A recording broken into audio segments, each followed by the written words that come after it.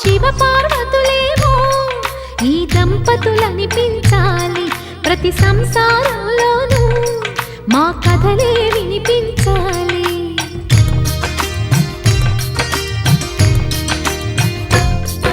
ఆ సిరిని శ్రీహరిని మా జతలో చూపించాలి, శ్రీకాంతుల కొలువంటే మా కాపురం అనిపించాలి. మా ముంగిలిలోన పున్నమి పూల వెన్నెల విరియాలి, మా చక్కని జంట చుక్కల తోట పరిపాలించాలి.